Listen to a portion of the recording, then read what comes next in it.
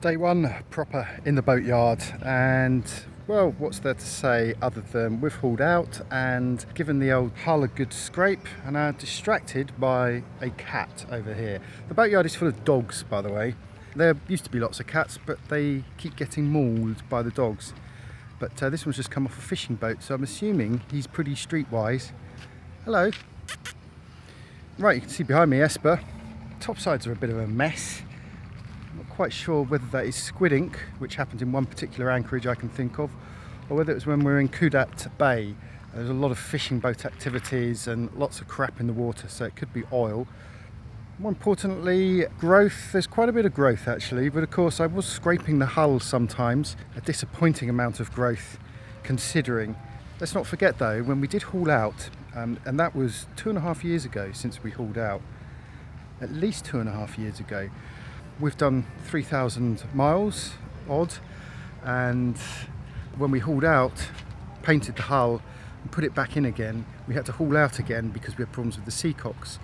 So that anti-foul probably dried up upon first application, which means it wasn't really doing its job properly, and as a consequence we've had continual growth on the hull. I've seen worse, it could be a lot worse. It's okay. I gave it a quick scrape yesterday because they haven't yet jet washed the boat, and it comes off quite easily. More importantly is blisters. Always look for blisters. From what I can see so far, there aren't any, but we'll know for definite when we give this a real good scrape and a jet wash. Prop wise, prop's okay, but there is a bit of movement in the cutlass bearing. Now for 2.5 years I think that's not great. It's a Johnson cutlass bearing, and there's a bit of give in that, but I was chatting to Roy about this, and he says that P-bracket cutlass bearings tend to give more anyway, just simply because of the extended stern tube that you have compared to, say, a long keel boat. So there's always going to be a bit of movement there, but that's definitely got to be replaced. Obviously anodes, yeah, have a look at this anti-fouling up here, and you can see it's gone. We've actually even lost the primer, and it's gone right back to that base coat that we put on at PSS 5 years ago. One other thing that I insist on doing these days is to put an extra strut underneath the bow of the boat. That extra support there just helps keep the boat up and stops it from collapsing, because there's a lot of weight there. And I can tell you a story of a man who hauled out in a particular boatyard, and 3 months later he couldn't put his stern tube, his shaft back in, because the back end of the boat had dropped down and it had misshapen. So there we go, there's a little lesson there. Try and get a bit of an extra thing up there.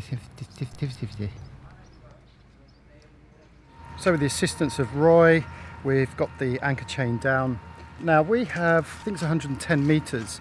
Normally what you do is when you haul out, you end to end your chain, so you swap it around so that it gets an even amount of wear at both ends. The situation we have is that we have 80 metres of new chain, 30 metres of old chain with a link in the middle. These links are very well designed, they should be no problems whatsoever. But what it does mean is that I've got 30 metres of the old chain, which is still in very good condition. It's still got its galvanisation.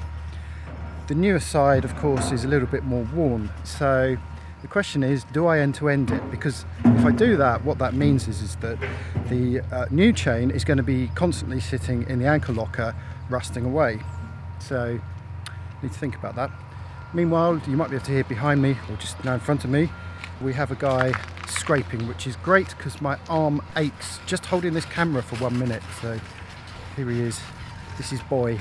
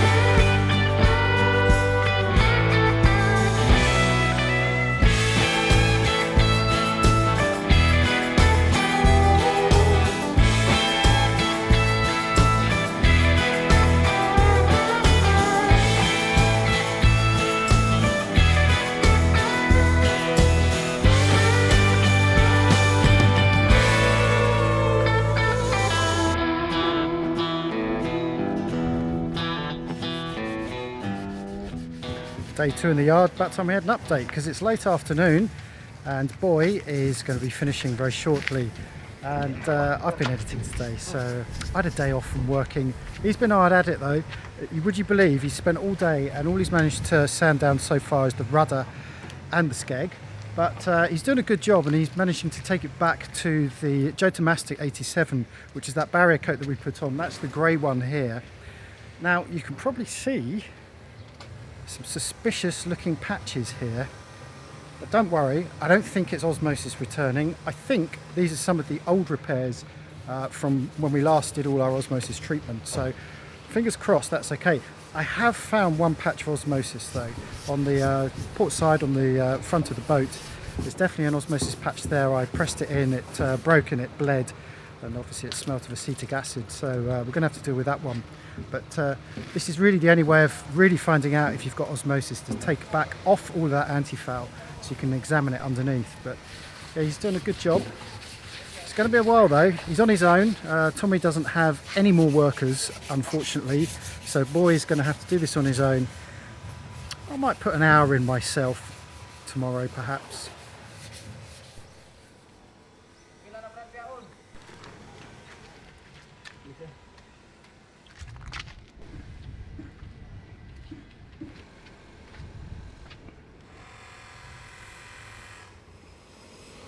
Busy morning in the yard today.